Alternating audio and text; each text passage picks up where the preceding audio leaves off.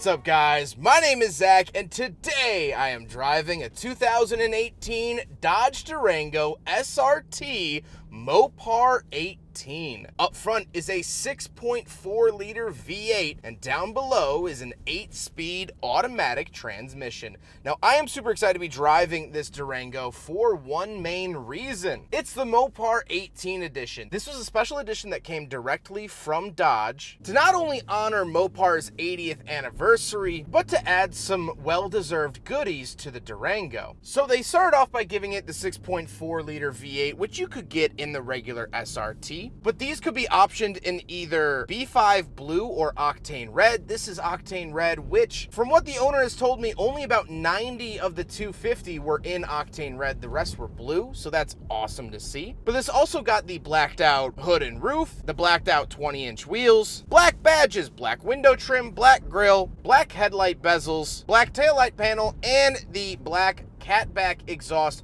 which is a slightly louder exhaust system that I think sounds really, really good. It's also lowered about 0.6 inches. On the interior, you could either get it with red leather or black. This has the black interior, and you get a little plaque in the center console that says what number your vehicle is out of the 250 run. So it was a little bit of a special edition to not only celebrate Mopar, but the Durango as a whole, and this was the first all-wheel drive Mopar branded vehicle in the brand's history. So very, very cool.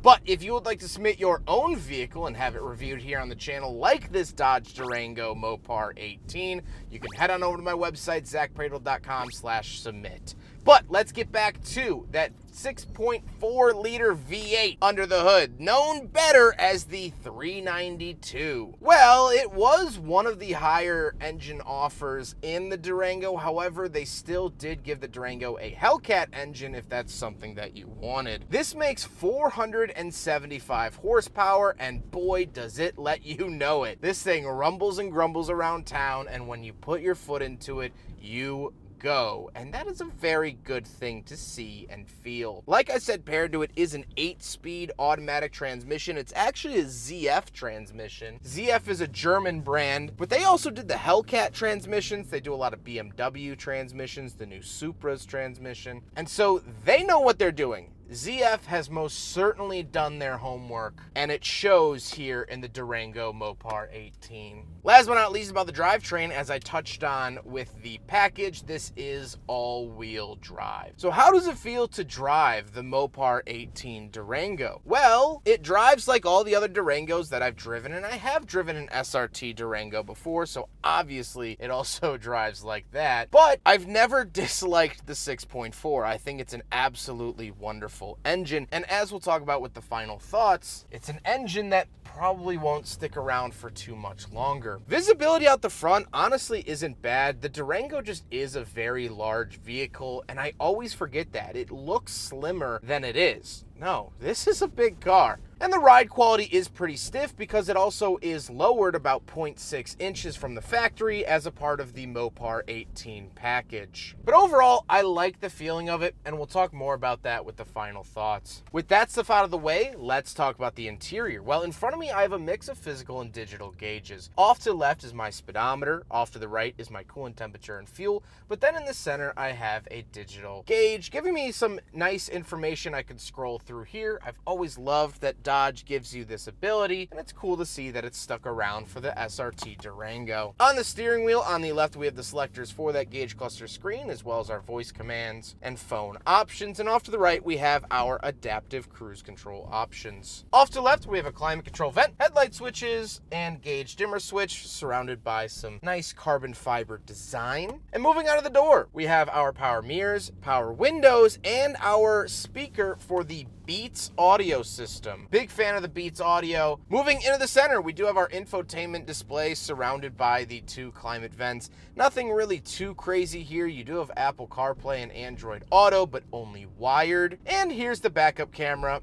The thing I don't like about this infotainment, and I've said it in every Dodge review, is that the heated seats and some of the climate controls are ran through the screen, which I actually had the very unlucky fortune of riding in an SRT Durango, a 2019, that had the screen brake and the heated seats were stuck on. So in the middle of June, I rode to and from Milwaukee from Chicago with my heated seat on and the AC blasting.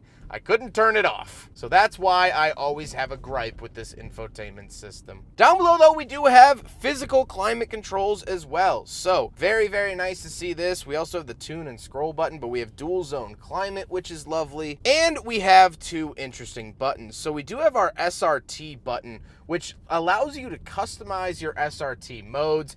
Very, very cool to see this, and something you do not get in the SXT Durango. And we have launch control. So in case you weren't having enough fun playing around with the different settings, you can also launch this thing to mock Jesus.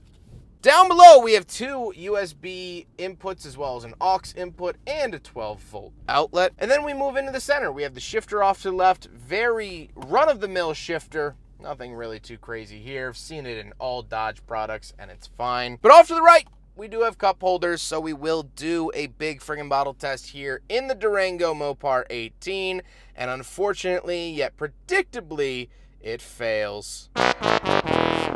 Then we do get our Mopar 18 badge, of course, denoting that this is number 178 out of 250. And I love it when special edition cars actually number it. It really creates a sort of brotherhood of the owners, because you can be like, oh, you know, I have 103, I have 106, I have 120, I have number 90. You know, crazy cool stuff like that happens, and that is really, really nice. We also do get a center console, nothing too crazy there. Now, like I said, the seats are Mopar 18 specific. Whoever optioned this car originally opted for the black seats, which I like, and they do have Mopar stitched into them, which is glorious to see. However, speaking of seats, we do have back seats, so let's go do a back seat review. All right, so we're in the second row of the 2018 Dodge SRT Durango Mopar 18, and a couple of things to note. First of all, the Mopar 18 was a very, very loaded version of the Durango as well. So we have these flip-up DVD players that play off the Uconnect. Very, very cool to see that. And on the sides of the front seats, we actually have our AV and HDMI inputs. Up here, we do have our climate control. So we have fan speed, temperature, and where to send it. We get lights, of course. Very cool to see that. But down below, we get more climate vents, two USB-A outlets, a wall outlet, 115 volt, 150 watt wall outlet. Love to see that. And heated seats with physical buttons. They could do it back here. Why don't they do it up there? Don't know. I also get a center console for storage and headphones with a USB-A charger in there as well. We get cup holders. This is a very, very nice place to be. Now, we do have a third row, and I'm gonna try to jam myself back there. So obviously this wasn't built for me. Most things aren't, but it's not terrible. I do have access to the center console from back here, which is pretty interesting. There's a big button that says push, so you could actually reverse open the center console. I get a cup holder, and that's pretty much it. Let's talk about the cargo space. All right, so we're on the back of the Durango. Hit it twice. And it does have a power opening tailgate. So once we are back here, first of all, very cool to see that it does have a 12-volt outlet, which will only work when the vehicle is on. That's what the key logo is. If it had a battery logo, then it means that it would work all the time, no matter if the vehicle was on or off. You can pull this up as well. We have some extra storage down below. And grab here and push, and that's how the seats go down. So the seats do fold flat. Those seats do fold flat as well. But then when you have the center console, kind of creates a little bit of a bulge, but that's okay. Never been one to be afraid of a bulge. Now we gotta talk about the looks, and like I said, this is finished in the Octane Red, and it gets additional black accents, which I've always loved. I think the 0.6-inch drop is noticeable, and the big black wheels look great. And overall, this is a very menacing, very good-looking SUV. And I was joking around with the owner before we made this video, and I'm like, yeah, they've made this body style style for over 12, 13 years. I think they actually started in 2011, so that'd be like 13 years. And it still honestly looks good. It's gone through facelifts, of course, but I think it still looks decently modern. And that's a nice thing to see. I don't think that it visually is very outdated. And coming from Dodge, that's not always the case,